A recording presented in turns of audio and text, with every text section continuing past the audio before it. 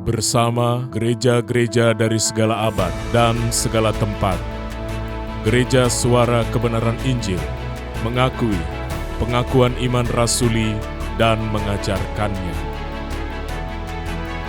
Aku percaya kepada Allah, Bapa yang Maha Kuasa, Khalik langit dan bumi, dan kepada Yesus Kristus, Anaknya yang tunggal, Tuhan kita, yang dikandung daripada Roh Kudus, lahir dari anak darah Maria, yang menderita sengsara di bawah pemerintahan Pontius Pilatus, disalibkan, mati dan dikuburkan, turun ke dalam kerajaan maut. Pada hari yang ketiga, bangkit pula dari antara orang mati, naik ke surga, duduk di sebelah kanan Allah, Bapa yang Maha Kuasa, dan akan datang dari sana untuk menghakimi orang yang hidup dan yang mati. Aku percaya kepada Roh Kudus, gereja yang kudus dan am, persekutuan orang kudus, pengampunan dosa, kebangkitan orang mati dan hidup yang kekal. Amin.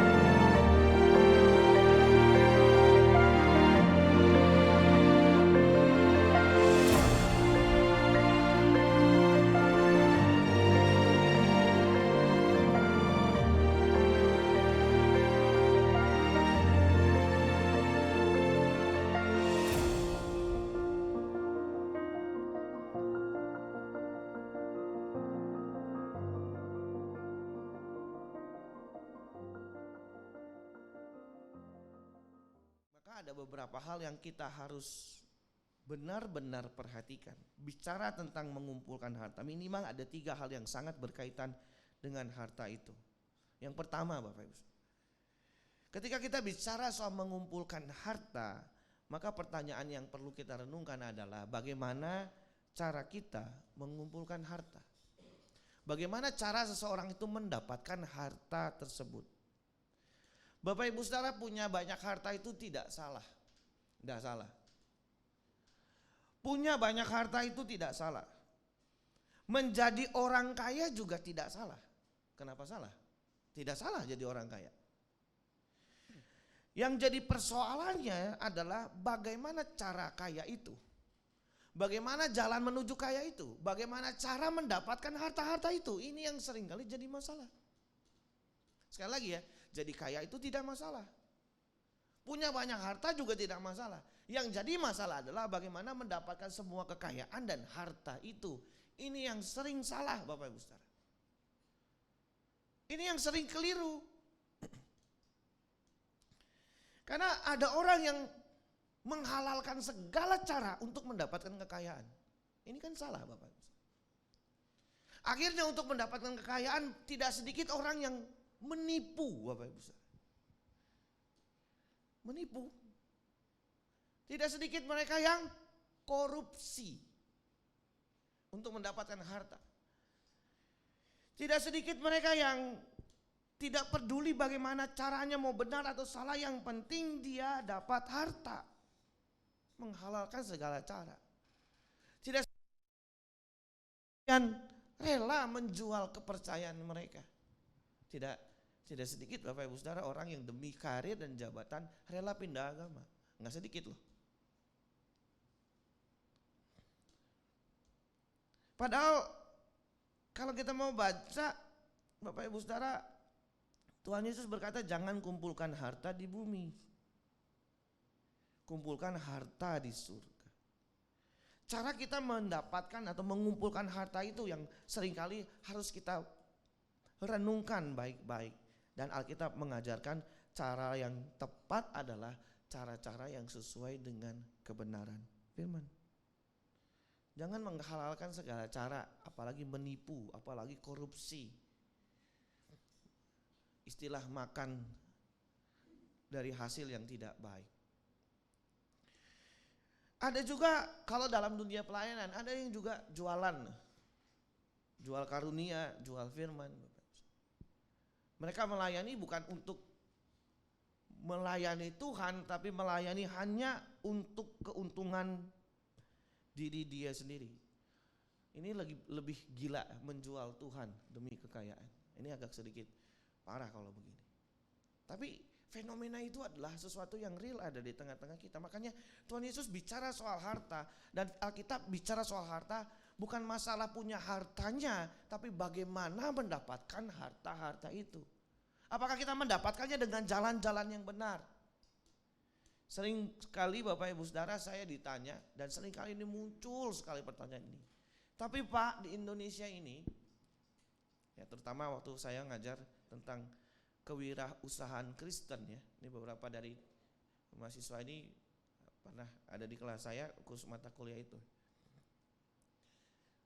Saya sempat tidak ngajar lagi, tapi semester ini ngajar lagi Bapak Ibu Saudara.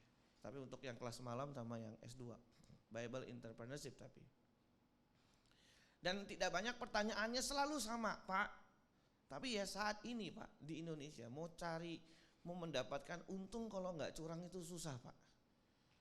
Pedagang itu kalau nggak susah katanya.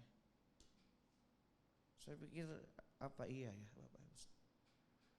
Apa sistemnya yang sudah terlalu sulit atau memang budaya itu sudah menjadi satu budaya ya.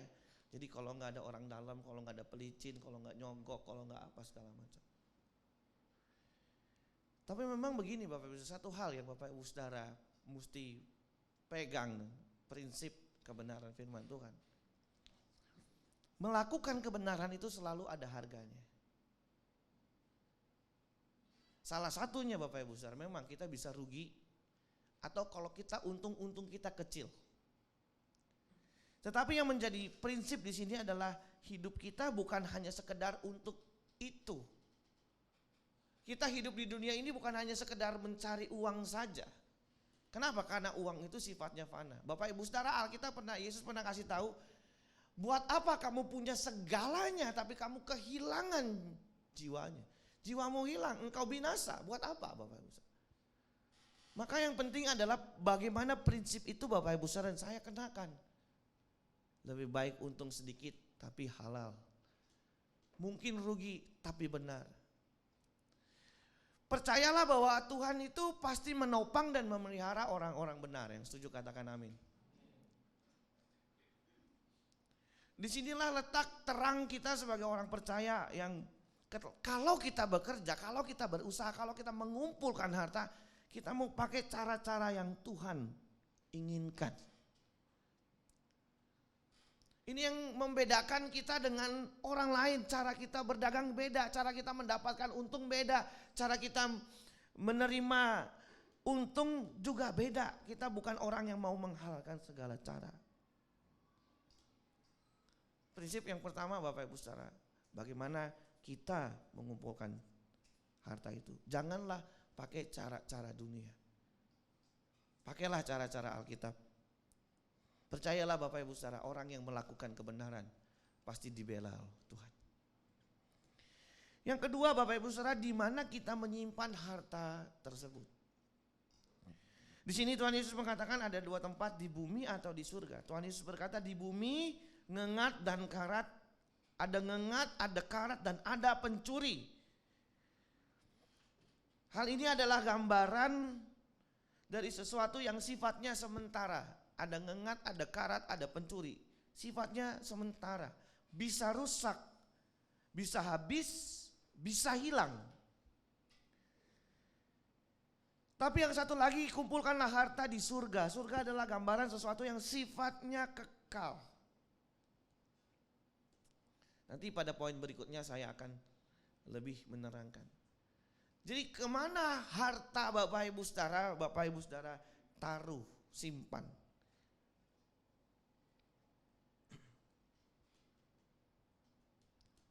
Bapak Ibu Saudara yang kasih dalam Tuhan, bagian yang ketiga, tujuan dari mengumpulkan harta tersebut. Bicara soal mengumpulkan harta, maka pertanyaan kita adalah, kalau saya mencari harta, apa sih tujuannya? Untuk apa Bapak Ibu Saudara? Apakah kita menggunakannya untuk tujuan-tujuan yang fana atau duniawi? Atau kepada hal-hal yang bersifat kekal? Dengan kata lain Bapak Ibu Saudara, kalau Bapak Ibu Saudara bertujuan mengumpulkan harta hanya untuk hidup saat ini, maka kita akan mengalami, kita bisa habis uang, harta benda itu bisa rusak atau bisa hilang. Tapi sebaliknya ketika Bapak Ibu Saudara dan saya melakukannya, mengumpulkannya untuk hal-hal yang bersifat kekal, maka itu bersifat abadi. Hal ini bukan berarti gini, semua uang dan harta kita kasih ke gereja, bukan. Ya Bapak Ibu Saudara, wah kita harus mengumpulkan harta tujuannya untuk kekekalan, maka kita kasih ke gereja, bukan. Nanti gereja kaya, Bapak Ibu Saudara miskin. Bukan itu maksudnya. Hal ini lebih berarti begini, saya menekankan begini, bagaimana Bapak Ibu Saudara bertanggung jawab terhadap harta yang dititipkan Tuhan. Karena itu bersifat kekal. Tanggung jawab itu bersifat kekal. Ketika Bapak Ibu Saudara bertanggung jawab terhadap semua itu sifatnya kekal. Bagaimana kita bertanggung jawab mengelola uang yang Bapak Ibu Saudara miliki.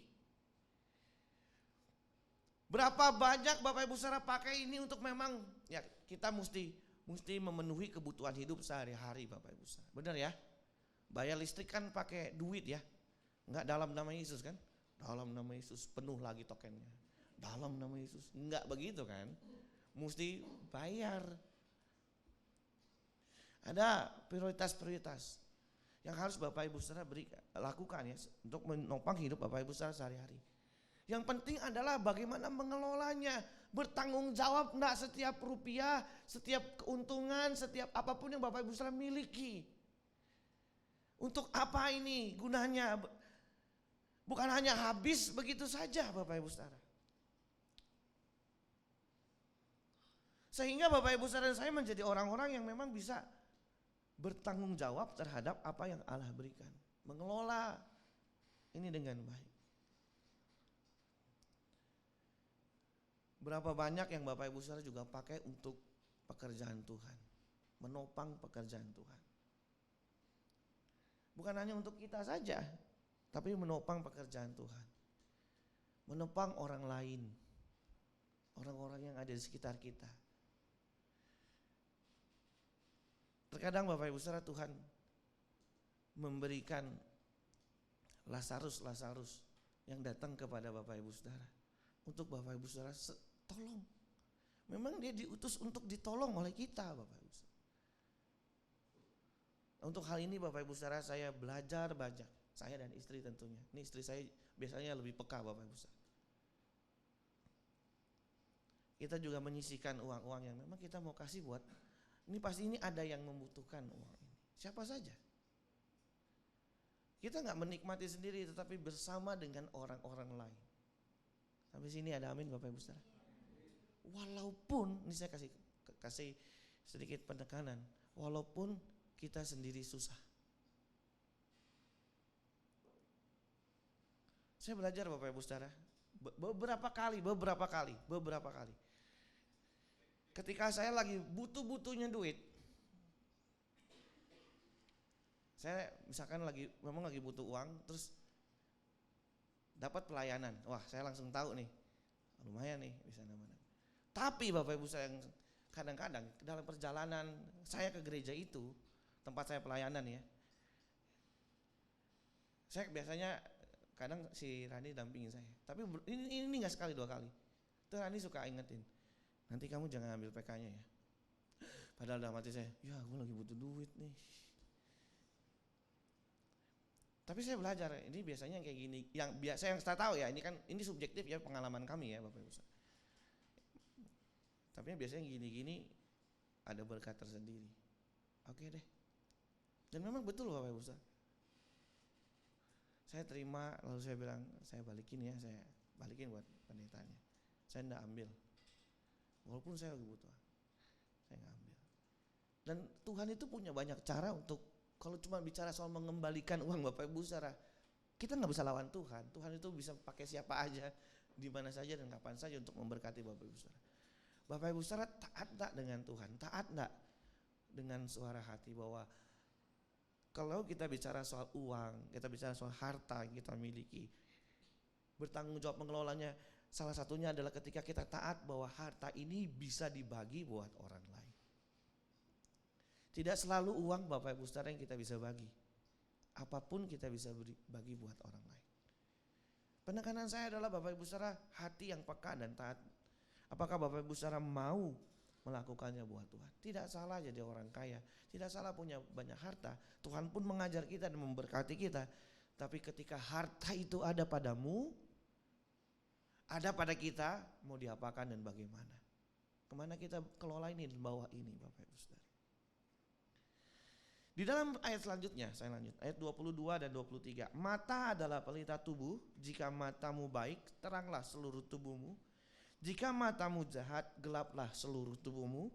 Jadi jika terang yang ada padamu gelap, betapa gelapnya kegelapan itu. Kalimat ini adalah kalimat perumpamaan di mana Tuhan Yesus menggunakan kata mata.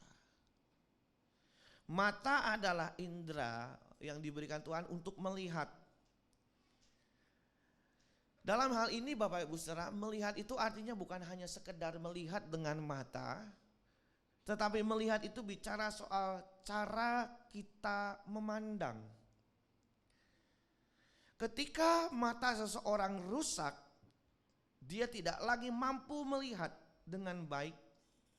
Jadi ini adalah gambaran jika seorang yang salah memandang tentang harta, cara pandang yang salah tentang harta itulah yang membuat akhirnya manusia ada di dalam kegelapan.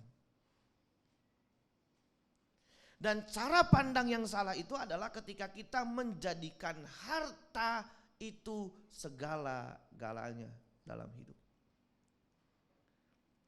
Di sini Tuhan Yesus mengingatkan bahwa harta dunia itu tidak kekal dan bukan segalanya. Yang kekal itu adalah harta di sorga. Apa itu Bapak Ibu saudara? Kristus dan kerajaannya. Itu sebabnya Bapak Ibu saudara, kalau cara kita memandang harta salah, maka gelaplah hidup kita. Banyak orang berpikir segalanya itu, ya harta itu adalah segalanya. Betul, segala itu perlu uang. Sekarang apa-apa pakai duit. Tetapi Bapak Ibu saudara, cara pandang yang salah terhadap uang itulah yang membahayakan. Tidak banyak orang terjebak Bapak Ibu saudara dengan tawaran-tawaran dunia. Hari ini Bapak Ibu saudara, salah satu filsafat yang ada di tengah-tengah masyarakat Bapak Ibu saudara, ya, yang cukup masih mempengaruhi kehidupan orang modern dan postmodern, bahkan sekarang ya dengan teknologi digital. Itu bicara soal materialistis. Segala sesuatu diukur dari harta. Ukurannya adalah uang. Harta ukurannya adalah materi.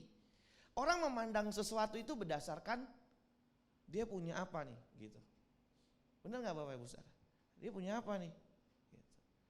Orang kaya bukan. Nah, cara orang memperlakukan orang lain berdasarkan materi.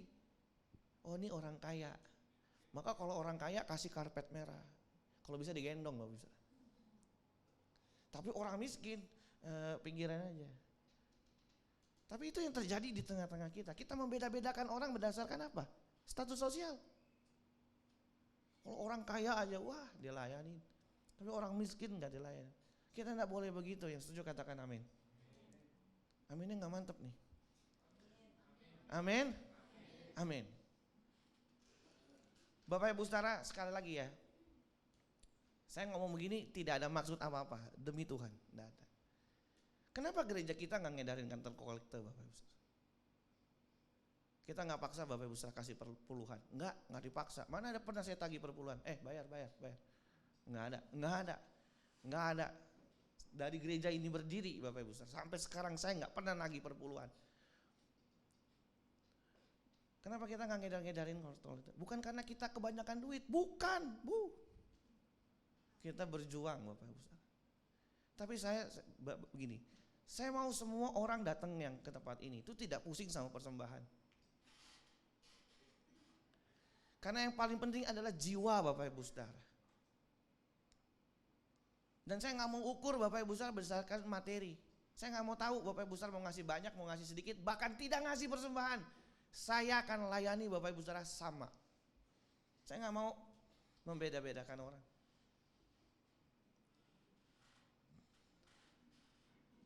Itu sebabnya ya Bapak Ibu Saudara, cara pandang kita terhadap materi itu jadi penting.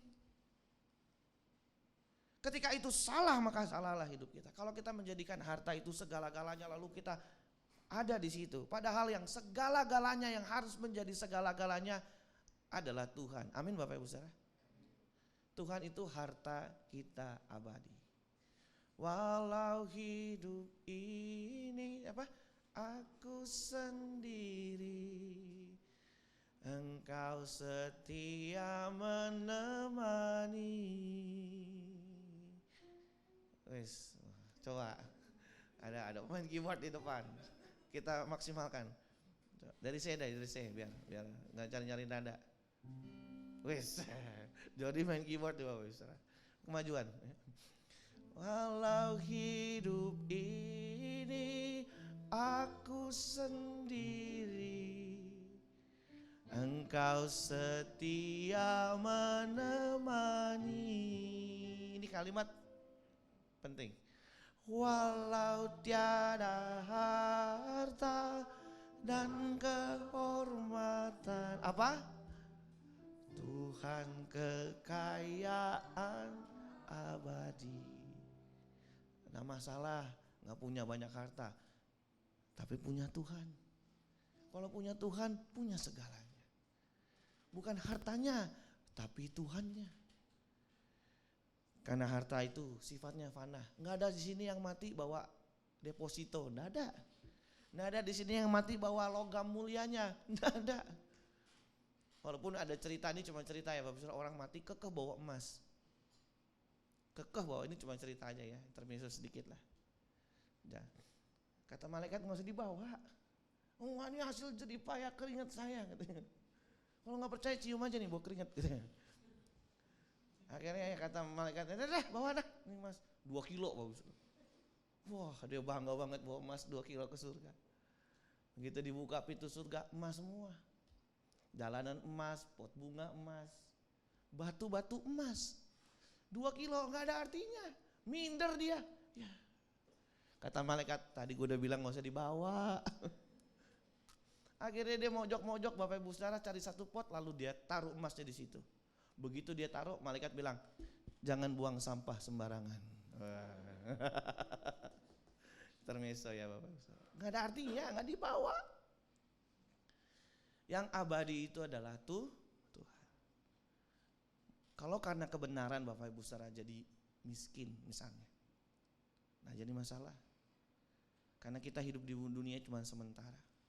Ada kehidupan kekal, langit baru, bumi baru yang menanti Bapak Ibu Saudara. Umat pilihan Allah. Amin. Kenapa pilihan Pak? Iya pilihan. Karena yang masuk situ berani mempertaruhkan kebenaran hidupnya. Dia rela menderita, dia rela tidak punya sahabat, tidak punya koneksi karena kebenaran. Dan Allah menyambut orang-orang seperti itu. Kenapa? Ini yang langka. Dia tidak serupa dengan dunia, tapi dia serupa dengan Kristus. Amin. Yang ketiga, yang terakhir ayat 24, Tuhan berkata, tak seorang pun dapat mengabdi kepada dua Tuhan, karena jika demikian ia akan membenci yang seorang dan mengasihi yang lain. Atau ia akan setia kepada yang seorang dan tidak mengindahkan yang lain. Kamu tidak dapat mengabdi kepada Allah dan kepada Mamon. Bapak Ibu Saudara, Tuhan menggunakan sebuah kalimat yang penting, tidak dapat mengabdikan diri kepada dua Tuhan. Pengabdian di sini bicara soal sesuatu yang mengendalikan. Gambaran dari uang dan tuan dan hamba adalah gambaran seorang yang berada di bawah sebuah kendali. Hamba itu berada di bawah kendali sang tuan.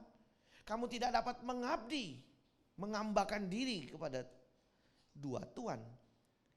Masalahnya sekarang Bapak Ibu Saudara, siapa yang jadi tuan dalam hidup Bapak Ibu Saudara? Siapa yang jadi tuan? Siapa yang mengendalikan hidup ini? Apakah kita dikendalikan oleh harta itu? Apakah harta itu yang mengendalikan kita? Atau Tuhan yang mengendalikan Bapak Ibu? Siapa yang jadi Tuhan? Yang menjadi tuan dalam hidup Bapak Ibu Saudara? Jangan kita dikendalikan oleh hal-hal yang sifatnya materi dan duniawi. Amin. Jadikan Tuhan yang mengendalikan hidup kita. Sehingga kita nggak usah ragu, nggak usah Bapak Ibu Saudara kemudian membanding-bandingkan diri dengan orang. Oh dia udah begini ya, dia udah begitu ya, enak ya, ini ya, itu ya. Buka Instagram, lihat orang jalan-jalan. Kapan kita ke sono? Sabar Bapak Ibu Saudara, tenang aja. Ada YouTube kok, nonton YouTube aja. Mau ke Israel dia buka YouTube, udah lihat Israel. New Zealand, ya, saya udah ke New Zealand Bapak Ibu Saudara. Saya tahu ada camper van. Istri saya suka putar ya. Kita nggak ke New Zealand tapi tahu, oh New Zealand, Salmon. Ya. Ke Swiss lihat gunung es, putar aja YouTube Bapak Ibu Saudara, lihat Swiss, bagus sekali. Matiin lampu biar agak gelap, ya kan? Pakai bangku selonjor. Anggap kita lagi tour. Ngikutin, it's okay. Ya kan, simple aja. Nggak usah, gue nggak bisa nih, gue mesti ke Swiss. Nabung sampai umur 80 baru ke Swiss. Udah tua, dingin. Kalau ada Tuhan berkati, silakan. Saya nggak ngelarang Bapak bisa jalan-jalan ya. Aduh, kata Pak Andes nggak boleh jalan-jalan. Enggak. Ya, saya juga jalan-jalan ya. Saya teater gitu aja. Yang dekat. Kalau bingung, Taman Mini, Ancol gitu ya. Kalau Tuhan berkati, pergi Bapak Ibu, nikmati alam ini. Tapi jangan dikendalikan. Harus, wajib, kudu hukumnya. Enggak. Kalau Tuhan berkati, jalan aja. Nikmati. Tuhan pengen kalau Bapak Ibu senang-senang. Tuhan senang kalau Bapak Ibu senang. Benar gak? Tapi yang penting jangan dikendalikan oleh harta itu. Uang, apapun itu. Biar Tuhan yang mengendalikan hidup kita. Amin. Karena kita punya prinsip apa? Semua bisa kalau ditanya apa kabar, jawabnya apa? Ulang. Kalau ditanya apa kabar, jawabnya apa? Bisa dilewati. Bisa dilewati. Tuhan yang mengendalikan hidup kita. Saya tutup dengan sebuah kutipan. Ya, walaupun ini sudah saya sering kali bacakan, Bapak Ibu. Seorang yang menulis. Sebuah artikel yang saya baca menceritakan uang itu menulis surat.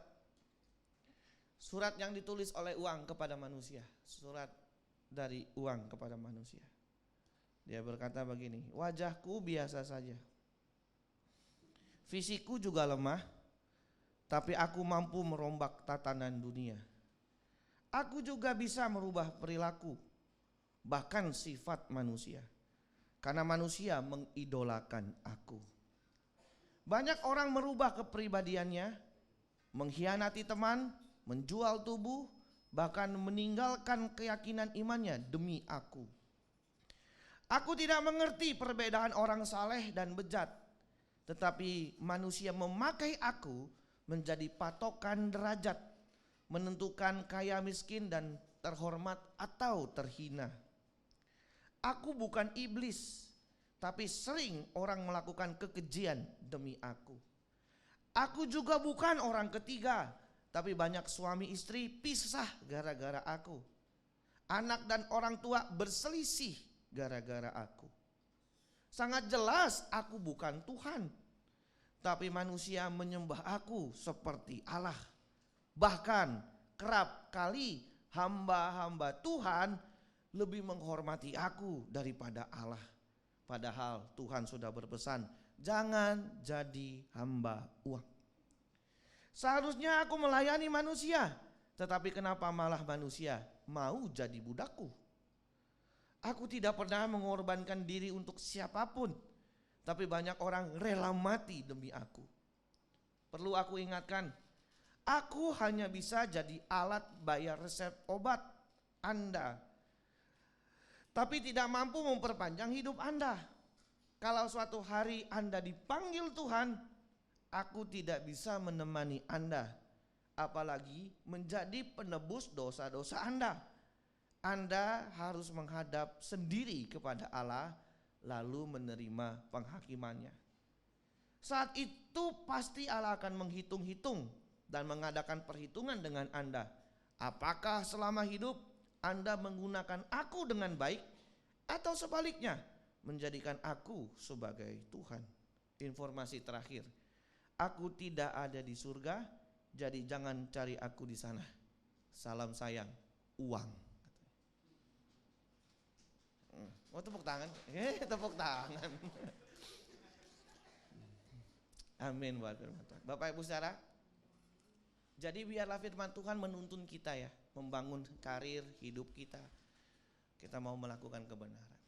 Sebentar Bapak Ibu saudara, di belakang ada angpau yang sudah disiapkan. Nanti kita mau cabut angpau, itu isinya uang, beneran uang Bapak. Tapi jangan dengan segala cara untuk mendapatkan angpau itu ya Bapak saudara. Isinya variasi. Ya, yang beruntung isinya itu ada 100.000. Yang kedua ada 50.000, ada 75.000. Duit baru 75.000. Nah, yang sedang 20.000. Yang paling bawah 15.000 ya. 10.000 dan 15.000 ada gak? Ada ya. Ya 15.000 10.000 lah. Kalau goceng mah kebangetan ya Bapak Saudara. Enggak, kita enggak kasih goceng, enggak. Goceng buat bayar parkir. Kalau ceban bisa bayar parkir, bisa beli minum ya, masih mending lah ya. Tapi apapun itu, ini cuma tradisi kita untuk kebersamaan saja ya Bapak Ibu saudara. Amin, mari kita bangkit berdiri ya Bapak Ibu saudara. Setelah ini anak-anak sekolah minggu mau jadi ya, tampil ya. Mari kita naikkan pujian tadi ya. Tuhan Engkau kebahagiaanku, sukacita dalam hatiku. Apapun terjadi di hidupku,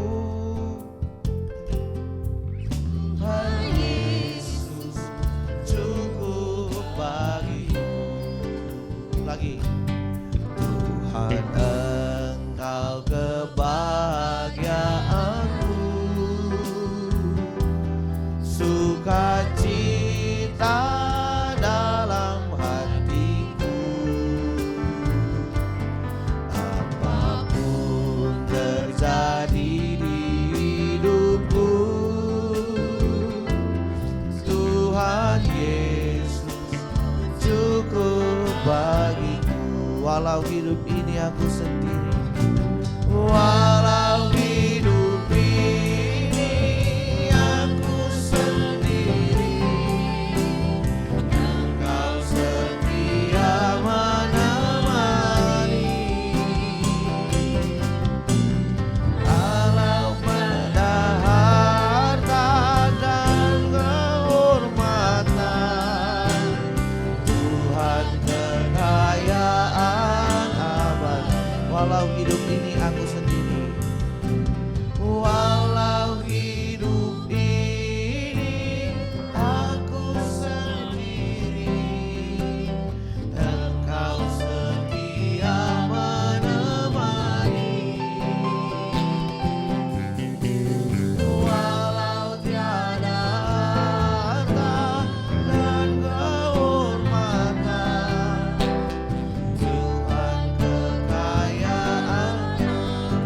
Mari Bapak Ibu Saudara saja katakan, walau hidup ini, walau hidup ini aku sendiri, Engkau setia menemani.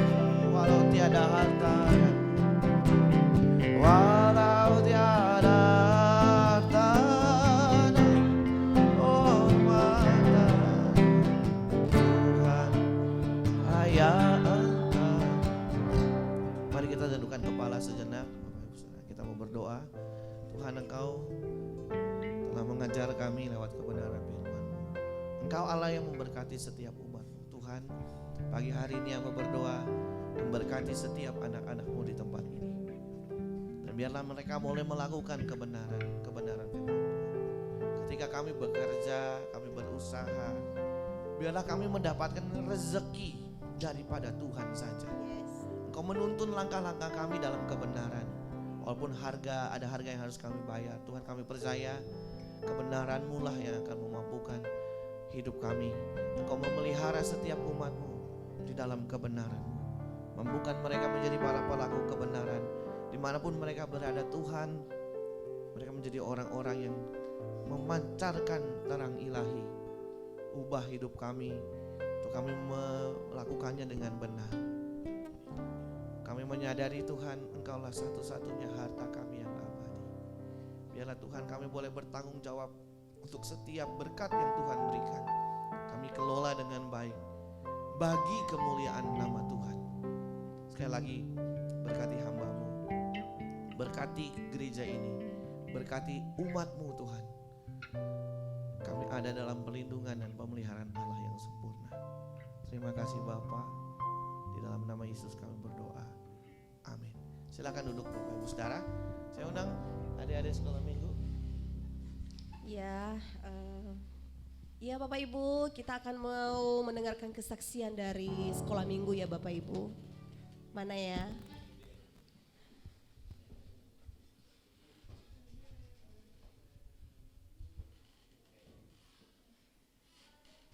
Ya.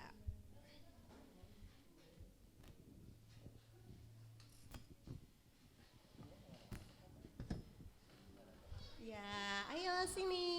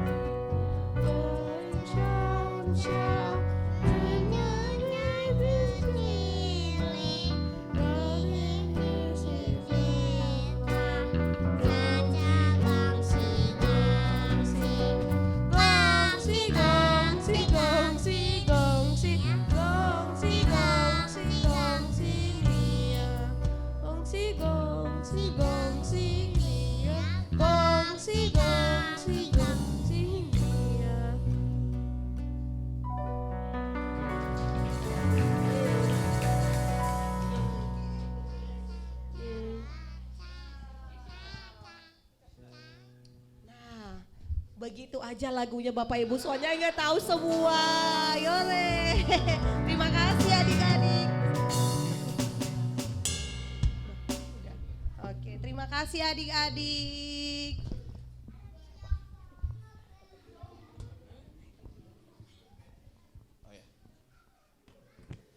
Baik Bapak Ibu Saudara, kita akan segera akhiri. Beberapa pengumuman saya perlu sampaikan. Pertama, nanti Bapak Ibu Saudara sebelum kita ambil angpau, kita mau foto dulu di situ Bapak Ibu Saudara ya. Kita mau foto dulu ya, lalu baru Bapak Ibu Saudara kita akan ambil angpau. Nah, mungkin teman-teman pengurus ambil angpaunya belakangan. Ya, kita kasih jemaat dulu yang ngambil untuk angpaunya. Lalu yang kedua Bapak Ibu Saudara, kita ibadah doa setiap hari Kamis ya Bapak Ibu Saudara melalui aplikasi Zoom, dan saya juga tetap menghimbau terutama nih teman-teman yang melayani ikut doa malam. Lalu Bapak Ibu Saudara yang kasih dalam Tuhan, kita juga mengucapkan selamat ulang tahun buat Flo ulang tahun ya. Happy birthday Flo, Tuhan memberkati. Hari ini enggak katanya enggak. Ya, ini Imlek, hari ini hari Imlek ya. Cap gome. Selamat ulang tahun, Tuhan memberkati. Ada lagi, saya pikir tidak ada pengumuman. Setelah itu Bapak Ibu Saudara kita mau menikmati, ada makan yang ada di luar. Bapak Ibu Saudara bisa menikmati makan bersama-sama. Nah Bapak Ibu Saudara juga yang rindu memberkati pekerjaan Tuhan tempat ini, di belakang ada amplop persembahan. Bapak Ibu Saudara bisa ambil amplop yang mau ngasih, silakan di sana. Ada 2 kotak, 1 kotak persembahan yang kita pakai buat operasional, satu lagi kotak diakonia itu untuk kita pakai buat pelayanan diakonia Bapak Ibu Saudara ya. Dari kita dan buat kita ya, buat jemaat yang ada di sini, Bapak Ibu Saudara yang sakit, kita akan ya bisa berpartisipasi ya. Hari ini juga kita berdoa buat putra dari Pak Jaya ya, yang saat ini dirawat di rumah sakit ya, sedang sakit. Bapak Ibu Saudara, kita percaya Tuhan nanti menyembuhkan juga. Kita doakan semua Pak dari tempat ini. Baik, itu saja pengumuman dari saya, dan kita bangkit berdiri, kita akan tutup ibadah kita dari saya aja. Dari saya. Pegang tanganku, pegang tanganku, janganlah Tuhan lalui, berilah berkat-Mu. Dengar doaku Tuhan, dengar doaku, dengar doaku, janganlah Tuhan lalui, berilah berkat-Mu. Mari sekali lagi Bapak Ibu Saudara, angkat tangan kita dan serahkan kepada Tuhan. Pegang tanganku Tuhan, pegang tanganku, pegang tanganku, janganlah Tuhan lalui, berilah berkat-Mu. Bapa di surga, kami mengucap syukur untuk seluruh rangkaian ibadah yang boleh kami lakukan. Biarlah semua ini menyenangkan hati Tuhan. Memakai setiap anak-anak-Mu yang mengambil bagian dalam pelayanan, Tuhan memberkati mereka. Tuhan memberkati setiap taburan dari anak-anak-Mu pagi ini. Mereka yang memberikan persembahan, baik itu persembahan diakonia maupun persembahan untuk gereja. Biar setiap taburan yang diberikan oleh umat-Mu Tuhan, boleh kami pakai, gereja ini boleh mengembangkan pelayanan di tempat ini. Terima kasih Tuhan, Engkau memberkati juga setiap umat-Mu yang telah hadir di tempat ini. Tuhan memberkati hidup mereka. Tuhan memampukan mereka menghidupi setiap kebenaran Tuhan. Tuhan, kami juga berdoa bersama-sama di tempat ini untuk putra dari Pak Jaya yang sedang dirawat di rumah sakit. Tuhan, kami berdoa bersahati Tuhan. Bersama-sama dari tempat ini kami percaya kuasa Allah menyembuhkan. Itu sebabnya kami berdoa dalam nama Yesus. Kami berdoa dalam nama Yesus, kuasa Tuhan menjamah anak dari Pak Jaya. Tuhan, dalam nama Yesus Tuhan sembuhkan, Tuhan pulihkan. Oleh bilur Yesus Tuhan menyembuhkan. Dan kesembuhan yang sempurna boleh dialami. Dan anak ini boleh dipulihkan oleh Tuhan. Terima kasih Bapak, kami juga berdoa buat Flow yang berulang tahun. Kau memberkati dia dalam setiap langkah kehidupannya. Kau mengerti Tuhan kerinduannya, apa yang dia cita-citakan. Mari Tuhan hadir dalam kehidupannya, memberkati rumah tangganya, pekerjaannya, karirnya Tuhan. Dan kehidupannya, bahkan pelayanannya Tuhan pakai. Tuhan memberkati dengan berkat materi, berkat jasmani, dan terlebih berkat-berkat rohani. Dia bertumbuh menjadi anak yang bertumbuh dalam Tuhan, dalam pengenalan akan Tuhan. Imannya menjadi bertumbuh ya Tuhan. Terima kasih Bapak, terima kasih. Terima kasih untuk setiap tangan-tangan yang sudah berjerih lelah melayani pekerjaan Tuhan di tempat ini Tuhan. Baik yang apapun bagian mereka, apapun yang mereka kerjakan, mari Tuhan memakai dan memberkati kehidupan mereka. Terima kasih Bapak, terima kasih. Mari Bapak Ibu Saudara arahkan hatimu, angkat kedua tanganmu dan terimalah berkat Tuhan.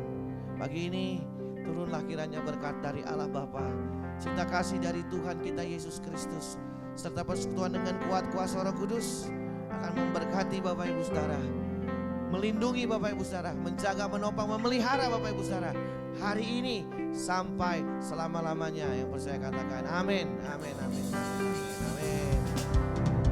Saya mengucapkan selamat datang.